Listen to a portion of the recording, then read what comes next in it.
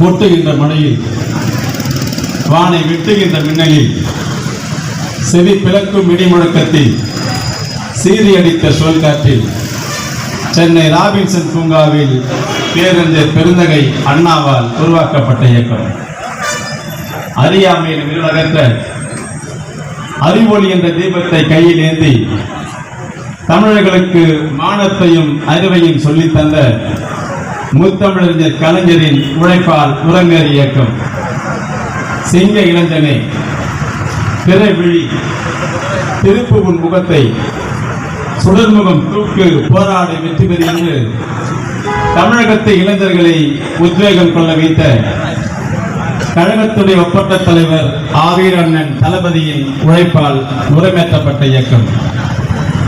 தொண்டு செய்து பழுத்தப்படும், தூயதாடி மார்பில் விழும், அவர் மண்டை சுரப்பை உலகு தொழும், மனக்குகையில் சிரித்த எழும் என்ற பாவேந்தரின் மயிர வரிகளுக்குரிய தந்தை பெரியாரின் பாதையில் நடைபோடும் இயக்கம்.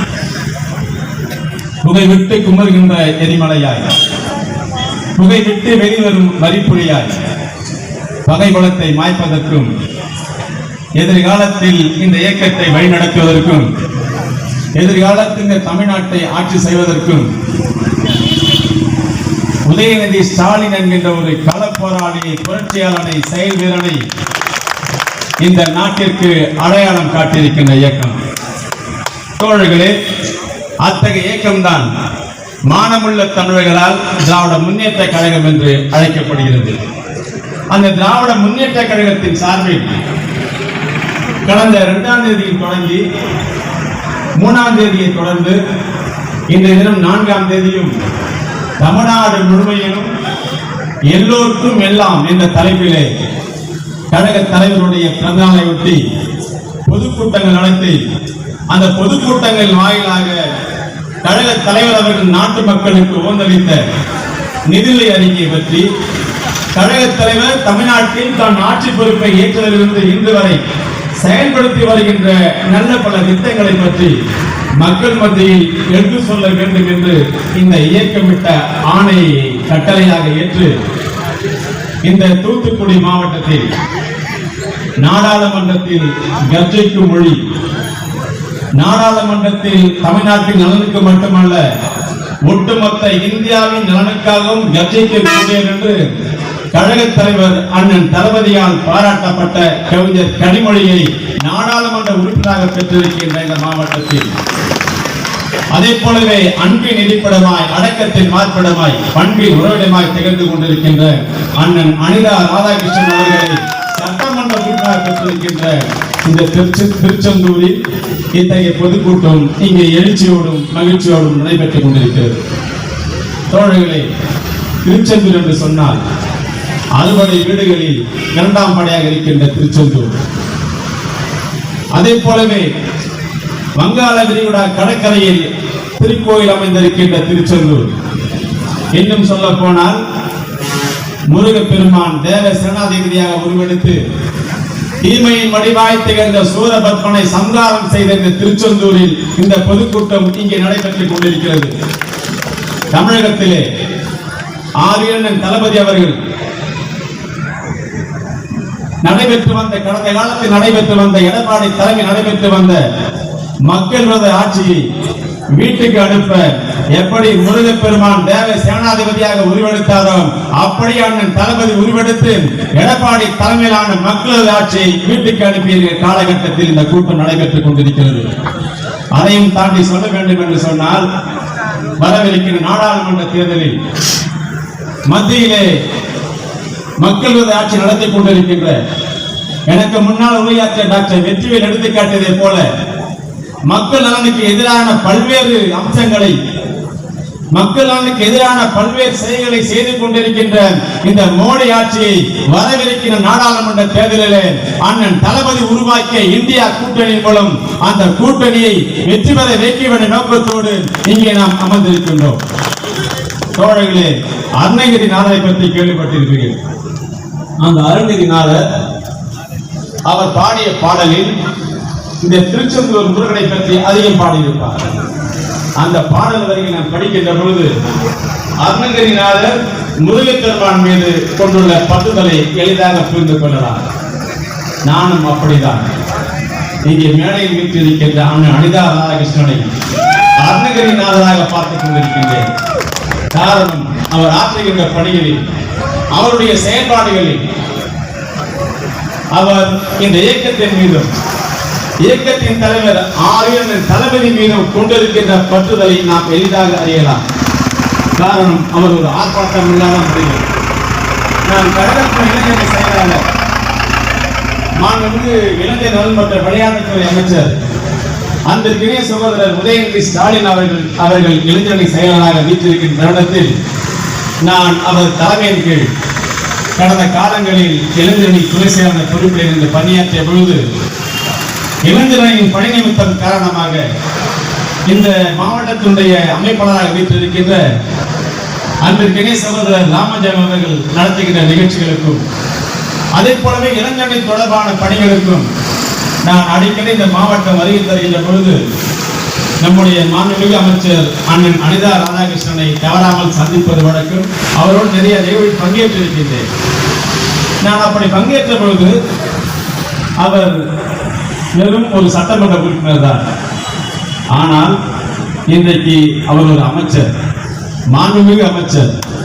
ஆனாலும் அந்த மாண்புமிகு அமைச்சர் என்ற ஒரு அடிச்சோடை இல்லாமல் சர்வ சாதாரணமாக எளிய மக்களிடத்திலும் அன்றைக்கு எப்படி இருந்தாரோ அப்படியே அமைச்சரான பின்னும் கூட ஒரு சாமானியமான மக்களோடு சகஜமாக உரையாடுகின்ற, பேசுகின்ற, பழகுகின்ற தன்மையை பெற்று அன்பிற்கினிய அனிதா ராதாகிருஷ்ணன் வீற்றிருக்கின்றாரே, இதுதான் திராவிட மாடல் ஆட்சியின் சிறப்பு என்று சொன்னால் அது மிகையாகாது. இவர் மாத்திரமல்ல, இவர் யாரை தலைவராக ஏற்றுக் கொண்டிருக்கின்றாரோ மாண்புமிகு தமிழ்நாடு முதலமைச்சரும் எளிமையின் இருப்பிடமாக தான் ஒரு முதலமைச்சர் என்கிற ஒரு அடி சுவடே இல்லாமல், தான் ஒரு முதலமைச்சர் என்கிற ஒரு ஆர்ப்பாட்டமே இல்லாமல் சராசரி மக்களிடத்திலும் பழகக்கூடிய தன்மை படைத்தவர். காரில் செல்லுகின்ற பொழுது பொதுமக்கள் யாரோடும் ஒருவர் கையில் மனு வைத்துக் கொண்டு சாலையில் நின்று கொண்டிருந்தால் அவர்களை நோக்கி அந்த கார் அமைதியாக சென்று நின்று அந்த மனுவை வைத்திருக்கின்ற அந்த பொதுமக்களிடத்தில் மனுவை பெற்றுக் கொண்டு நிச்சயமாக பரிசீலனை என்று சொல்லி வரக்கூடிய ஒரு முதலமைச்சர் தான் இந்த நாடு பெற்று இருக்கிறது. சமீபத்தில் கூட ஒரு சில நாட்களுக்கு முன்னால் எங்கள் மாவட்ட கழகத்தினுடைய செயலாளர் அன்பிற்கினிய அண்ணன் மாண்புமிகு அமைச்சர் டி.கே. சேகர் பாபாவுடைய ஏற்பாட்டில் நான் எம்எல்ஏவாக இருக்கின்ற திருவிக்காநகர் சட்டமன்ற தொகுதியிலே ஒரு நிகழ்ச்சி ஒன்று நடந்த பொழுது பத்திரிகை உலகினுடைய ஜாம்பவான் என்று சொல்லப்படக்கூடிய பத்திரிகை உலகில் தலைக்கணல் இடத்தை பெற்றிருக்கக்கூடிய இந்தியன் ராம் அவர்கள் உரையாற்றினார். உரையாற்றும் பொழுது சொன்னார், தமிழ்நாட்டை ஆட்சி செய்து கொண்டிருக்கின்ற ஆரியண்ணன் தளபதி மு.க. ஸ்டாலின் அவர்கள் எந்த ஆர்ப்பாட்டமும் இல்லாமல், பந்தா இல்லாமல் சாதாரணமாக பழகக்கூடியவர், அதற்கு நானே சாட்சி என்று சொல்லிவிட்டு ஒரு நடந்த நிகழ்வை சொன்னார். அந்த நிகழ்வு என்னவென்று சொன்னால், நானும் தமிழகத்தின் முதலமைச்சரும் காலையில் நடைபயிற்சி செல்லுகின்ற பொழுது எதிரேயும் மக்கள் நடைபயிற்சியில் வருவார்கள். அப்படி வருகின்ற பொழுது முதலமைச்சருடைய பாதுகாவலர்கள் அந்த பொதுமக்களை தடுத்து நிறுத்துகின்ற பொழுது இடைமறித்து நம்முடைய முதலமைச்சர் அவர்களை தடுக்க வேண்டாம், அவர்களும் வாக்கிங் தானே செல்லுகின்றார்கள், போகட்டும் அப்படி என்று சொல்லக்கூடிய மக்களை மதிக்கின்ற ஒரு முதலமைச்சர் தான் நாட்டை ஆண்டு கொண்டிருக்கிறார் என்று சொன்னார். அது மாத்திரமல்ல, அவர் பேசுகின்ற பொழுது ஒரு முக்கியமான செய்தியை குறிப்பிட்டார். அந்த செய்தி என்னவென்று பார்த்தால், இன்றைக்கு தமிழ்நாடு, அதுவும் தளபதி மு.க. ஸ்டாலின் தலைமையிலே வீறுநடை போட்டுக் கொண்டிருக்கின்ற தமிழ்நாடு, அவர் நடத்துகின்ற திராவிட மாடல் ஆட்சியிலே இந்த தமிழ்நாடு பல்வேறு வளர்ச்சிகளை பெற்று இந்தியாவில் இருக்கின்ற அனைத்து மாநிலத்திலும் முதலை பெற்ற மாநிலமாக தமிழகம் விளங்கிக் கொண்டிருக்கின்ற செய்தியை சொன்னார். அது மாத்திரமல்ல, 1960ஆம் ஆண்டுகளில் தமிழகத்தின் வருவாய் படுமோசமாக இருந்தது, இது உண்மை. ஆனால் இன்றைய தினம் தளபதி மு.க. ஸ்டாலின் முதலமைச்சராக பொறுப்பேற்றதற்கு பின்னால் தமிழகத்தின் வருவாய் பல மடங்கு கூடி போய்கின்ற செய்தியும் சொன்னார். சொன்னது நான் அல்ல, அல்லது எனக்கு முன்னால் உரையாற்றிய டாக்டர் வெற்றிவேலும் அல்ல, அல்லது உரையாற்றி சென்றிருக்கக்கூடிய ஒன்றிய கழகத்துடைய அவைத்தலைவர் குழந்தைவேல் அல்ல. சொன்னது பத்திரிகை உலகின் ஜாம்பவான் என்று போற்றப்படுகின்ற, இந்தியாவில் இருக்கின்ற அனைத்து தலைவர்களுக்கும் பரிச்சயமான இன்னும் சொல்ல போனால் பத்திரிகை உலகில் தனக்கென ஒரு நிலையான இடத்தை பெற்றிருக்கின்ற இந்து ராம் அவர்கள் சொன்னார். சொல்லிவிட்டு மேலும் பல செய்திகளை சொன்னார். தமிழ்நாட்டை ஆண்டு கொண்டிருக்கின்ற தமிழ்நாடு முதலமைச்சருடைய சாதனைகளை பட்டியலிட வேண்டும் என்று சொன்னால் நான் பட்டியலிடுவேன். காரணம் அவை ஒவ்வொன்றும் உண்மை நிலை என்று சொல்லிவிட்டு சொன்னார். இந்தியாவின் மக்கள் தொகையில் 5.5% தமிழ்நாட்டின் மக்கள் தொகை இருக்கின்றது. ஆனால் தமிழ்நாடு இன்றைய தினம் தமிழ்நாடு இந்திய பொருளாதாரத்திற்கு 9% தன்னுடைய பங்களிப்பாக அளிக்கிறது என்று சொன்னார். சொல்லிவிட்டு மேலும் ஒரு செய்தியை சொன்னார்.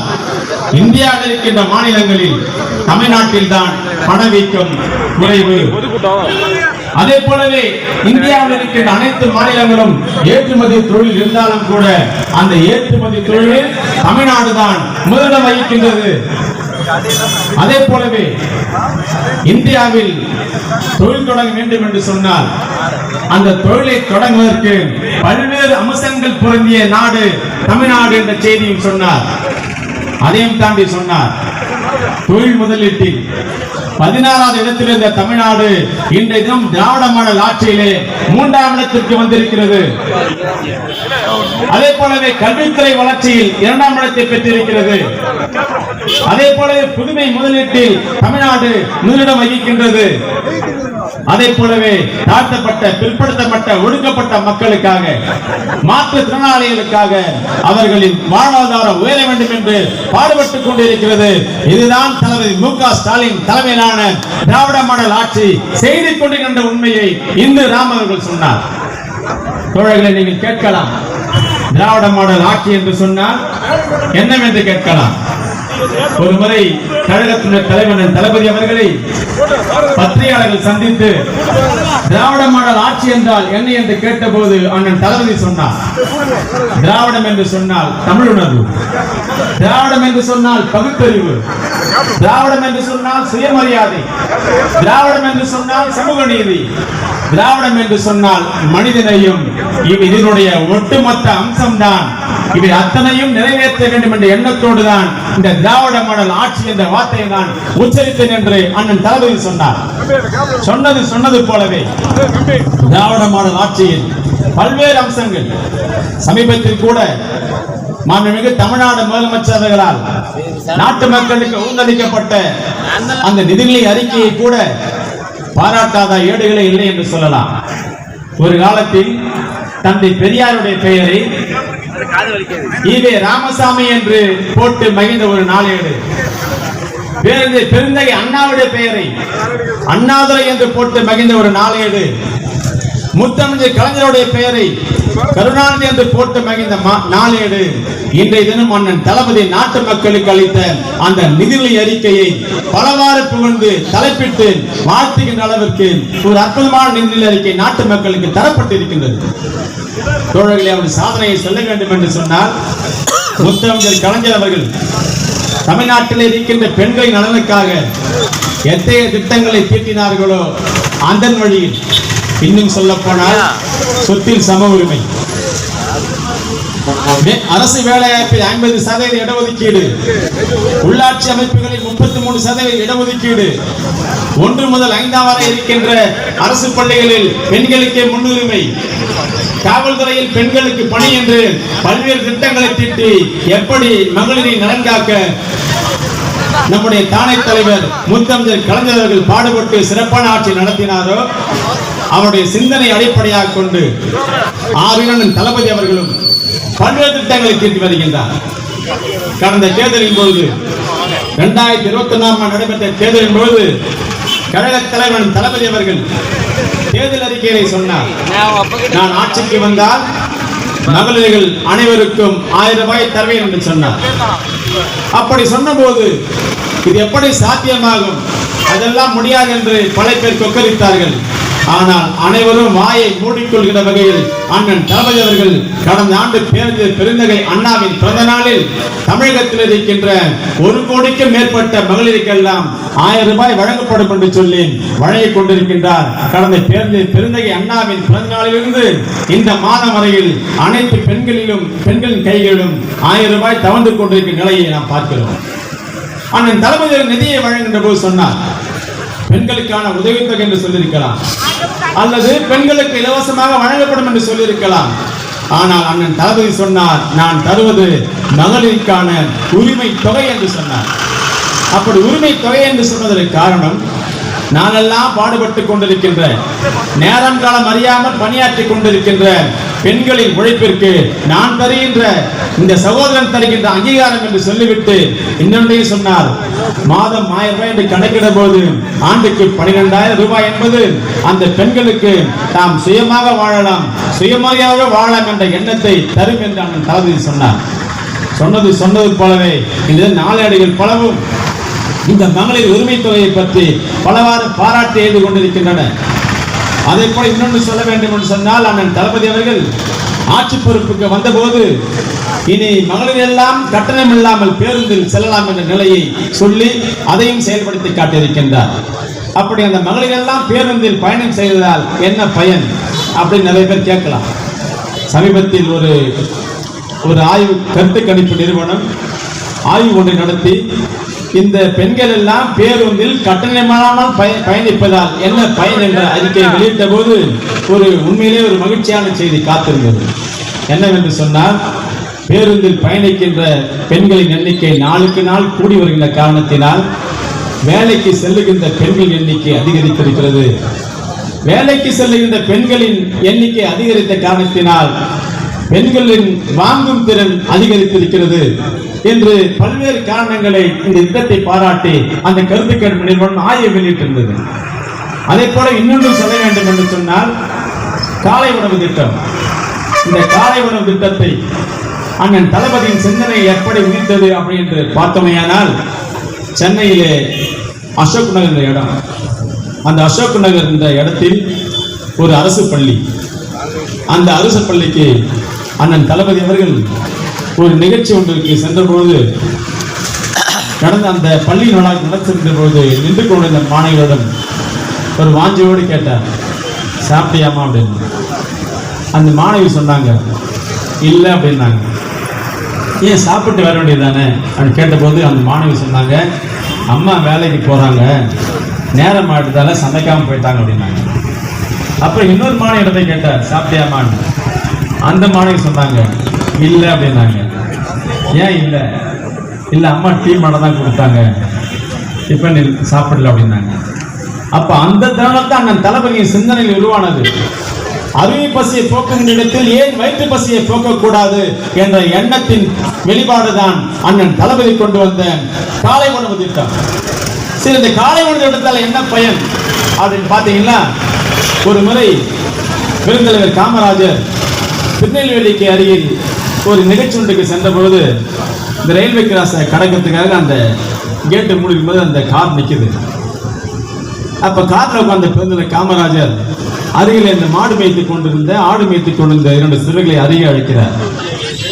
பள்ளிக்கு போலையான்னு கேட்கிறார்.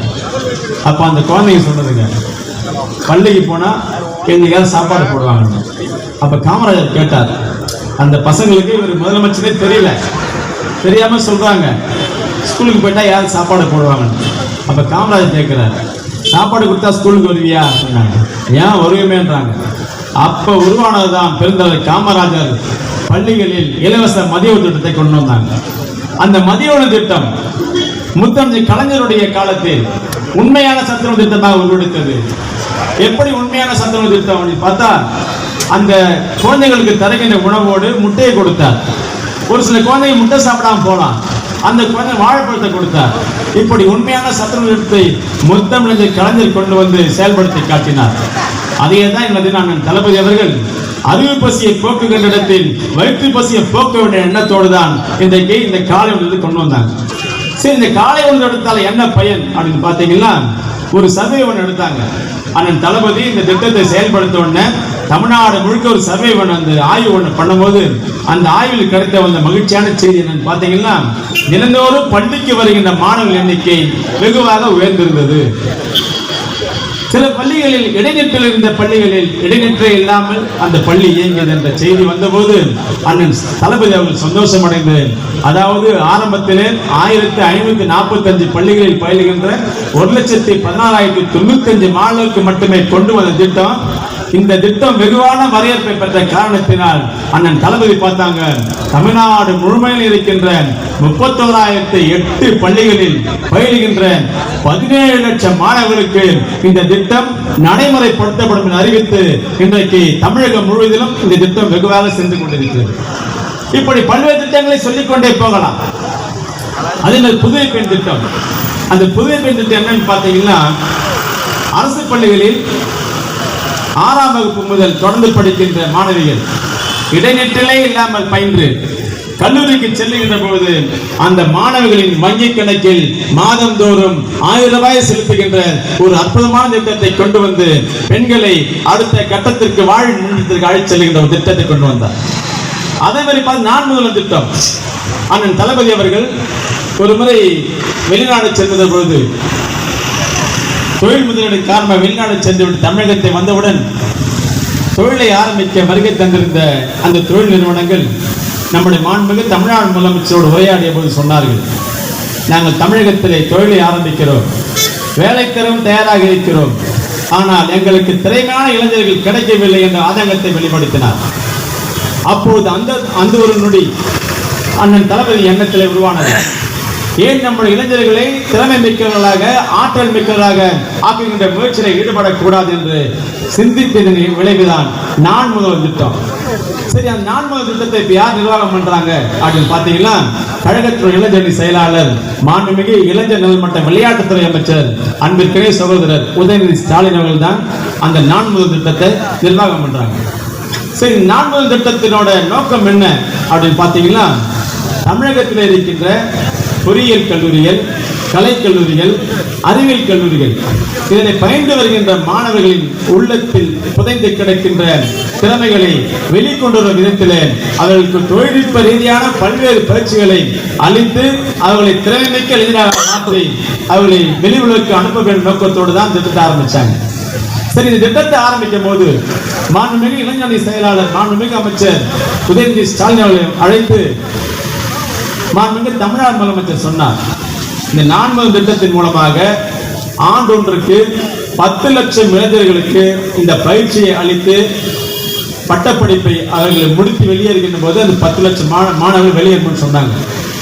ஆனால் நம்முடைய இளைஞரணி செயலாளர்கள் திறமையான முறையில் செயல்பட்டு நிர்ணயித்த இலக்கு 10 லட்சம். ஆனால் ஒவ்வொரு ஆண்டும் அவர் சாதித்துக்கார் என்னன்னு பாத்தீங்கன்னா, நிர்ணயித்த அந்த 10 லட்சத்தை தாண்டி 13 லட்சத்துக்கும் மேற்பட்ட இளைஞர்களுக்கு அந்த வேலைவாய்ப்பு பயிற்சி அளித்து இந்த 2 ஆண்டில் மட்டும் கிட்டத்தட்ட 28 லட்சம் இளைஞர்கள் மாணவர்களுக்கு அந்த திறன் மேம்பாட்டு பயிற்சி அளித்திருக்கின்றார். இப்படி திறன் மேம்பாட்டு பயிற்சி அளித்ததன் காரணமாக வேலைவாய்ப்பு பெற்ற இளைஞர்கள் எத்தனை பேர் பார்த்தீங்கன்னா, கிட்டத்தட்ட ஒரு 82,000 பேர் அந்த வேலைவாய்ப்பை கடந்த ஆண்டில் பெற்றாங்க. 82,000 மாணவர்கள். சரி, எத்தனை இளைஞர்கள் வேலைவாய்ப்பை பெற்றாங்கன்னு பார்த்தீங்கன்னா, கிட்டத்தட்ட 25,000 மேற்பட்ட இளைஞர்கள் வேலைவாய்ப்பை பெற்றாங்க. கிட்டத்தட்ட இந்த 2 ஆண்டுகள் பார்த்தோமானால் 1,74,000 பேர் மேற்பட்டவர்கள் அந்த திறன் மேம்பாட்டு பயிற்சி மூலமாக நான் முதல் திட்டமாக அந்த வேலைவாய்ப்பு பயிற்சியை பெற்று இன்னைக்கு நன்றாக இருக்காங்க. இப்ப திட்டங்களை சொல்லிக்கொண்டே போகலாம். சரி, நாட்டை ஆளுகின்ற முதலமைச்சர் இத்தகைய திட்டத்தை நாள்தோறும் எப்படி முத்தமிழ் கலைஞர்கள் தளபதி ஸ்டாலின் என்று சொன்னால் உழைப்பு உழைப்பு உழைப்பு அதன் மறு உருவம் தான் தளபதி மு.க. ஸ்டாலின் என்று சொன்னாரோ, அதே போலவே கட்சி பணியில் மாத்திரமல்ல ஆட்சி பணியிலும் இடைவிடாமல் உழைத்துக் கொண்டிருக்கின்ற ஒப்பற்ற முதலமைச்சர் தான் நம்ம நாட்டை ஆளுகின்ற முதலமைச்சர் என்று சொன்னால் மிகையாகாது. சரி, அவர் மட்டும் தான் அப்படியா முதலமைச்சர் மட்டும் உழைக்கிறாரா பாத்தீங்களா? அவரை அடியொற்றி நடக்கின்ற அனைவருமே உதாரணமா பாத்தீங்கன்னா, நான்லாம் அந்த சட்டமன்றத்தில் முதல் முறையா ஜெயிச்சுட்டு 2014 வாய்ப்பு கொடுத்தாங்க. அந்த தளபதியும் கழகத்தின் இளைஞர் செயலாளர் அன்பு சகோதரர் உதயநிதி ஸ்டாலின் அவர்களும் எனக்கு சட்டமன்ற தேர்தலில் போட்டிக்கின்ற வாய்ப்பை அளித்து நாங்களாம் வெற்றி பெற்றோம். வெற்றி பெற்று 2016 போயிட்டு கழகத்தில் நான் தளபதியை பார்க்கும்போது அவர் சொன்ன வார்த்தை ஒண்ணே தான், வெற்றி பெற்றுட்டீங்க சரி, ஆனால் மக்கள் உங்களை தேடி வரக்கூடாது, நீங்க தான் மக்களை தேடி போகணும்னு சொன்னார்.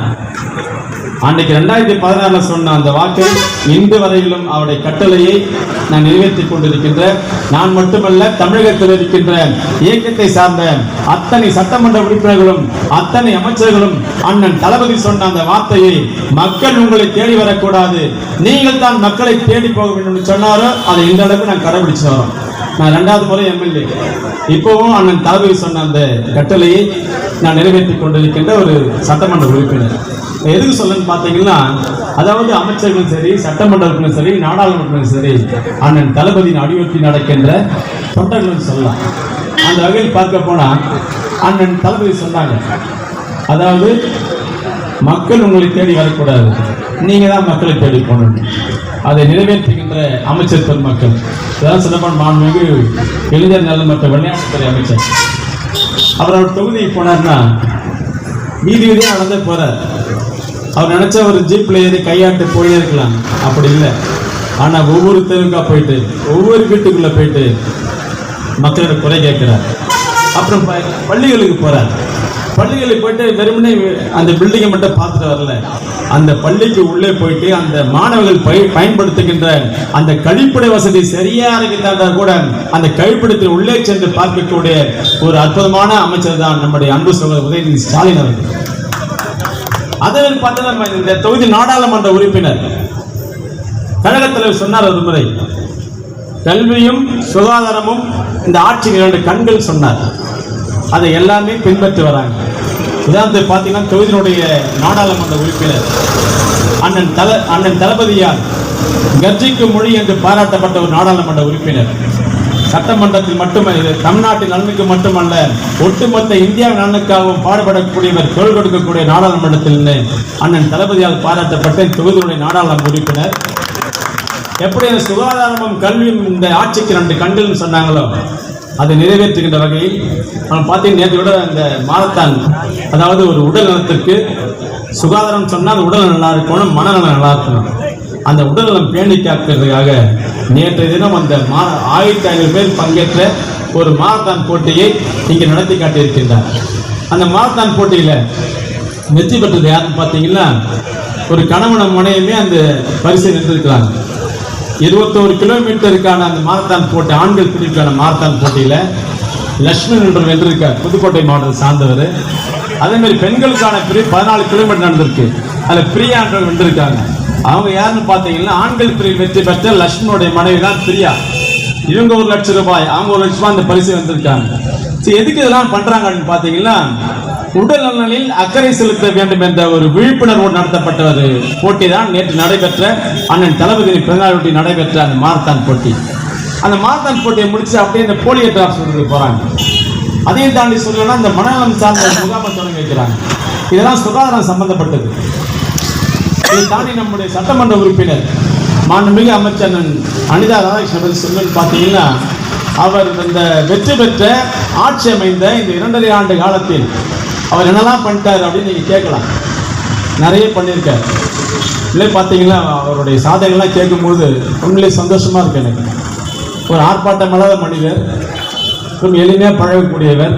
ஏற்கனவே சொன்ன மாதிரி பார்த்தால் பசு பாய்ந்தால் புலி என்று சொல்லக்கூடிய அளவுக்கு அற்புதமாக பணியாற்றிக் கொண்டிருக்கின்ற ஒரு தலை சிறந்த ஒரு சிலம்பாட்ட வீரர் சொன்னல, அந்த அளவுக்கு அவர் சிலம்பாட்டத்தில் மட்டும் ஒரு முழுவீச்சில் இல்லை, அவர் தான் ஆற்றுகின்ற பணிகளும் முழுவீச்சோடு செயல்படக்கூடியவர். அவர் என்னெல்லாம் பண்ணியிருக்காரு அப்படின்னு பார்க்க போனா, எப்படியான தளபதி சொன்னார்ல, சுகாதாரமும் கல்வி 2 கண்கள். இவர் என்ன பண்ணார் சுகாதாரத்திற்கும் கல்விக்குன்னு பார்த்தா, இந்த சட்டமன்ற தொகுதியில் இருக்கின்ற உடன்குடி ஒன்றியம், அதே மாதிரி ஆழ்வார் திருநகர் ஒன்றியம், திருச்செந்தூர் நகராட்சி, காயல்பட்ட நகராட்சி, இவைகளில் இருக்கின்ற பள்ளிக்கூடங்களின் மேம்பாட்டிற்காகவும் இந்த 4 பேர் இருக்கக்கூடிய அங்கன்வாடி மையங்கள் கட்டுவதற்கும் தன்னுடைய தொகுதி மேம்பாட்டு நிதியிலிருந்து 77 லட்சத்தை ஒதுக்கி இருக்கின்ற ஒரு அற்புதமான மாமனிதர். இது மட்டும் தான் நான் பார்த்தீங்கன்னா, அரசாங்கத்துடைய பொது நிதியிலிருந்தும் இந்த திருச்செந்தூர் சட்டமன்ற தொகுதியில் இருக்கின்ற அரசு பெண்கள் மேல்நிலைப் பள்ளிக்கும் அரசு ஆண்கள் பள்ளிக்கும் கட்டிடங்கள் கட்டுவதற்காக அரசாங்கத்தினுடைய பொது நிவாரண நிதி ஒதுக்கியிருக்காங்க. இதையும் தாண்டி சொல்லணும்னு பார்த்தீங்கன்னா, இந்த திருச்செந்தூர் சட்டமன்ற தொகுதியில் குடிநீர் பிரச்சனை போகின்றதுக்காக குடிநீர் மேல்நிலை தொட்டி, அதே போல குடிநீர் தரைத்தள தொட்டி இந்த அமைப்பதற்கு 1,43,00,000 ரூபாய் ஒதுக்கீடு செய்து கொடுத்திருக்காங்க. இதையும் தாண்டி சொல்லணும்னு பார்த்தீங்கன்னா, இந்த சட்டமன்ற தொகுதியில பேருந்து நிறுத்தம், அதே போலவே ரேஷன் கடை அது மாதிரி கட்டுறதுக்கு எவ்வளவு ஒதுக்கீடு செய்து கொடுத்திருக்கான்னு பார்த்தீங்கன்னா 2,21,00,000 ரூபாய் ஒதுக்கீடு செய்து கொடுத்திருக்காங்க. இதையும் தாண்டி சொல்லணும்னு பார்த்தீங்கன்னா, அத்தியாவசியமான சிறு சிறு பாலங்கள், தெருச்சாலை அமைப்பதற்கு 53 கோடி ரூபாய் ஒதுக்கி கொடுத்திருக்காங்க. இதையும் தாண்டி மிகப்பெரிய சிறப்பாக சொல்லணும்னு பார்த்தா, திருச்செந்தூரில் அமைந்திருக்கின்ற சுப்பிரமணியன் சாமி திருக்கோயிலில் பெருந்திட்ட வளாக பணியை எங்களுடைய மாண்புமிகு அமைச்சர் அண்ணன் இந்து சமய அமர்த்த அமைச்சர் அண்ணன் சேகர்பாபுடைய கவனத்திற்கு எடுத்து சென்று அவரும் இவரும் ஆய்வு செய்து நம்முடைய மாண்புமிகு தமிழ்நாடு முதலமைச்சர் கவனத்துக்கு எடுத்து சென்ற விளைவாக இன்றைக்கு அந்த சுப்பிரமணியன் சுவாமி திருக்கோயிலில் பெருந்திட்ட வளாக பணி எவ்வளவு ரூபாய் கணக்கு பார்த்தா 350 கோடி ரூபாய்க்கு அந்த பெருந்திட்ட வளாக பணியை அண்ணன் அனிதா ராதாகிருஷ்ணன் தொடங்கி வைத்திருக்கின்றார். இது மட்டும் தானா அப்படின்னு கேட்கலாம். இதையும் தாண்டி சொல்றது பாத்தீங்கன்னா, மீனவ மக்கள் நலனுக்காக மணப்பாடு, அமளி நகர் ஆகிய பகுதியில் வசிக்கின்ற மீனவ மக்கள் தூண்டில் வளைவு அமைக்கின்றதுக்காக 99 கோடி ரூபாயை ஒதுக்கீடு செய்து கொடுத்திருக்கார். அது மட்டும் இல்ல, பெரிய தாழை, வீரபாண்டியர் பட்டினம் ஆகிய பகுதியில் வசிக்கின்ற மீனவ மக்கள் தூண்டில் வலைப்பின்னல் கூடம், அதே போல தெரிவிலுக்கு அமைக்கிறதுக்கு அங்கே எவ்வளவு ஒதுக்கி கொடுத்திருக்காரு பாத்தீங்கன்னா 23 கோடி ரூபாயை அரசாங்கத்தின் மூலம் ஒதுக்கி கொடுத்திருக்காரு. இது மட்டும் தான் நான் கேட்கணும். இன்னொன்னு சொல்லுவேன், நான் எப்படி அந்த சுகாதாரத்தை, கல்வியும் சுகாதாரமும் 2 கண்கள் சொன்னாங்க தளபதி, அதை எப்படி நிறைவேற்றன்னு பாத்தீங்கன்னா, சுகாதாரத்தை பொறுத்த வரைக்கும் அந்த காயல் பட்டணத்தில் இருக்கின்ற அரசு மருத்துவமனையில் கட்டிடங்களை கட்டுவதற்கு, நவீனமான உபகரணங்களை வாங்குவதற்கு எவ்வளவு ஒதுக்கி கொடுத்திருக்காருன்னு பார்த்தா 62 கோடியே 35 லட்சம் ரூபாய் ஒதுக்கி கொடுத்திருக்காரு. சரி, காயல்பட்டினம் போச்சு. இந்த திருச்செந்தூர் நகராட்சியில இருக்கின்ற அரசு பொது மருத்துவமனை என்ன பண்ணிருக்காரு பார்த்தா, அந்த திருச்செந்தூர் அரசு பொது மருத்துவமனையில் புதிய கட்டிடங்களை கட்டுவதற்கு, நவீனமான உபகரணங்கள் வாங்குவதற்கு எவ்வளவு பண்ணியிருப்பார்? 38 கோடியே 50,000 ஒதுக்கி கொடுத்திருக்காங்க. இதெல்லாம் அதாவது தேர்ந்தெடுக்கப்பட்ட மக்கள் இப்படிதான் இருக்கணும். மக்கள் வந்து நம்ம கேட்கறதுக்கு முன்னாடி நம்மளே மக்களை தேடி போய் செய்யணும். இதுதான் அண்ணன் தளபதி மாண்புமிகு தமிழ்நாடு அமைச்சர் விரும்புவது. சரி, முதலமைச்சர் பண்ணிட்டாரு, மாண்புமிகு அமைச்சர் பெருமக்கள் பண்ணிட்டாங்க, நாடாளுமன்ற உறுப்பினர் பண்ணிட்டாரு. நீங்க கேட்கலாம், இங்க திருச்செந்தூர் நகராட்சியில் இருக்கின்ற வார்டு உறுப்பினர் என்ன பண்றாங்க? திருச்செந்தூருடைய நகரமன்ற தலைவர் சிவ ஆனந்தி என்ன பண்றாங்க? நகரமன்ற துணைத் தலைவர் செங்குழி ஏபி ரமேஷ் என்ன பண்ற அப்படின்னு கேட்கலாம். இவங்க 2 பேரும் இணைந்து அவர் கீழ் பணியாற்றி கொண்டிருக்கின்ற, அதாவது இந்த திருச்செந்தூர் நகராட்சி முதல் முதலாக உருவான நகராட்சி. இந்த நகராட்சியில் மொத்தம் 27 நகரமன்ற உறுப்பினர்களில் கிட்டத்தட்ட 21 நகரமன்ற உறுப்பினை நாம் பெற்றிருக்கிறோம். திராவிட முன்னேற்ற கழகம் பெருமையான இடத்தில் வெற்றி பெற்று அண்ணன் அனிதாவுடைய சீரிய உழைப்பினால் அந்த 27 நகராட்சி உறுப்பினர்களே 21 நகராட்சியில் வெற்றியை பெற்று அண்ணன் தளபதியின் காலடியிலே ஒப்படைத்தவர் நம்முடைய மாண்புமிகு அமைச்சர் அனிதா அவர்கள். சரி, இவங்க என்ன பண்றாங்க? 1வது வார்டுல ஜெயிச்ச நம்முடைய செங்குழி ரமேஷ், 2வது வார்டில் வெற்றி பெற்ற நம்ம செந்தில்குமார், 3வது வார்டில் வெற்றி பெற்ற அந்தோனி ரூபன் ஷோ, 4வது வார்டில் வெற்றி பெற்ற தினேஷ் கிருஷ்ணா, 5வது வார்டில் வெற்றி பெற்ற சுதாகர், 7வது வார்டில் வெற்றி பெற்ற கௌரி, 9வது வார்டில் வெற்றி பெற்ற கண்ணன், அதே மாதிரி நம்ம 11வது வார்டில் வெற்றி பெற்ற ராமன், 12ல் வெற்றி பெற்ற சாரதா, 13ல் வெற்றி பெற்ற முத்துக்குமார், அதே மாதிரி இந்த 14ல் வெற்றி பெற்ற ரேவதி, 15ல் வெற்றி பெற்ற சோமசுந்தரி, 16ல் வெற்றி பெற்ற அனந்த ராமகிருஷ்ணன், அதே மாதிரி நம்ம 18ல் வெற்றி பெற்ற ஆறுமுகம், 19ல் வெற்றி பெற்ற நம்முடைய மகேந்திரன், 20ல் வெற்றி பெற்ற நம்முடைய முத்து ஜெயந்தி, 21ல் வெற்றி பெற்ற முத்துகிருஷ்ணன் முத்துச்செல்வம், அதே மாதிரி 24ல் வெற்றி பெற்ற நகர்மன்ற தலைவர் சிவ ஆனந்தி, அதே மாதிரி நம்ம 25ல் வெற்றி பெற்ற செல்வி, 26 வெற்றி பெற்ற மஞ்சுளா, 27 வெற்றி பெற்ற லீலா ஆகிய நகரமன்ற உறுப்பினர்கள் அனைவருமே மக்கள் நலனுக்காக பணியாற்றி கொண்டிருக்கிற காட்சியை பார்த்தோம். அவங்க ஒவ்வொரு கூட்டமும் கூட்டுறாங்க. இந்த திருச்செந்தூர் நகராட்சியில் இருக்கின்ற குடிநீர் பிரச்சனை எப்படி போகிறது, இந்த திருச்செந்தூர் நகராட்சியில் இருக்கின்ற குடிநீர் தொட்டிகள் எப்படி பராமரிக்கிறது, இந்த திருச்செந்தூர் நகரத்தில் இருக்கின்ற அரசு மருத்துவமனை பின்புறம் ஆரம்பித்து அந்த எடிசன் மருத்துவமனை நேர்த்தெரு வரைக்கும் அந்த குடிநீர் பிரச்சனையை போக்குவதற்காக குழாய்களை எப்படி பதிப்பது, அதே மாதிரி இங்க இருக்கின்ற அந்த திருச்செந்தூர் நகராட்சிக்கு ஒரு 15 கோடி ரூபாய் அளவில் கட்டிடம் கட்டுவது, அதே மாதிரி நம்ம திருச்செந்தூர் நகராட்சியில 5 கோடி ரூபாயில அந்த பேருந்து நிலையம் அமைப்பது, 2 கோடி ரூபாயில அந்த மக்கள் வாங்குகின்ற சந்தை கட்டிடம் அமைப்பது, 2 கோடி ரூபாயில அந்த நூலகம் எப்படி அமைப்பது, 36 லட்சம் ரூபாயில அந்த பஸ் ஸ்டாண்டுக்கு பக்கத்தில் இருக்கின்ற இந்த மாட்டுத்தாவணி இடத்துல பொது கழிப்பறை எப்படி கட்டுவது என்று ஆலோசித்து அந்த பணிகளை செயல்படுத்துகின்ற பணியில இந்த நகராட்சியினுடைய உறுப்பினர்கள் ஈடுபட்டுகிறார்கள் சொன்னால்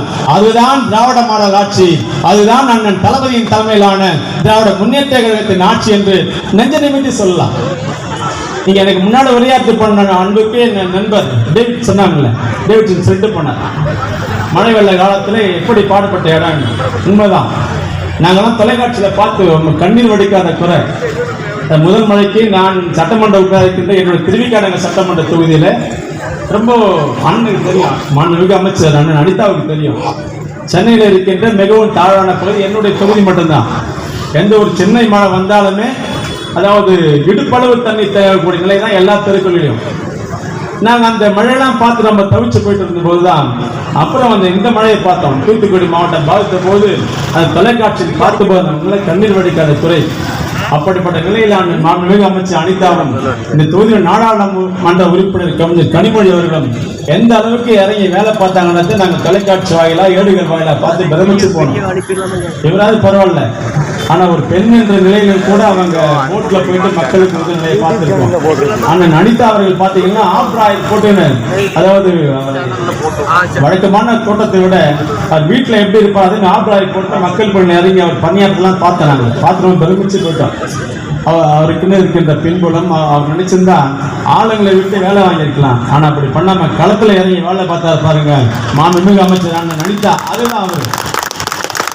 அதே நாடாளுமன்ற உறுப்பினர் அன்றைய கவிஞர் கனிமொழி அவர்களும் தான் ஒரு முத்தமிழ் கலைஞருடைய மகள் என்று கூட அந்த நிலையில் இல்லாமல் சாதாரண ஒரு பெண்ணை போலவே வீதியில் இறங்கி உதவி பண்ணலாம் பார்த்தோம்.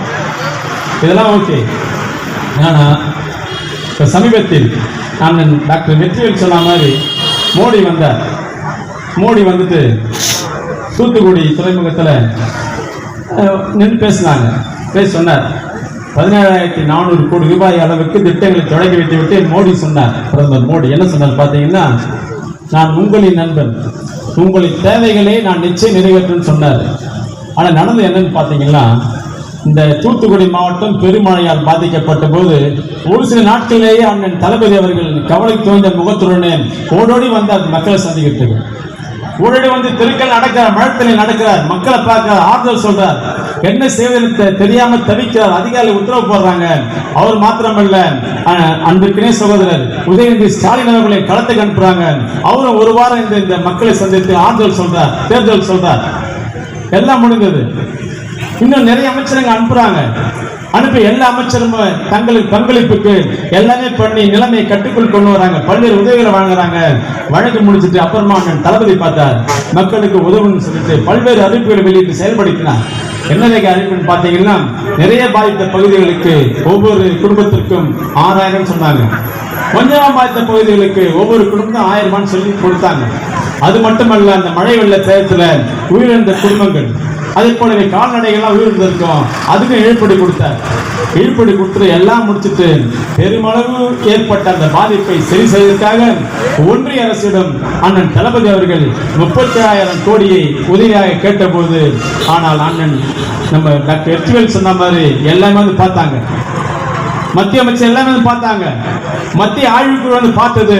ஆனா இன்ன வரைக்கும் அண்ணன் தளபதி கேட்டது 37,000 கோடியை நிவாரணமாக கேட்டாங்க.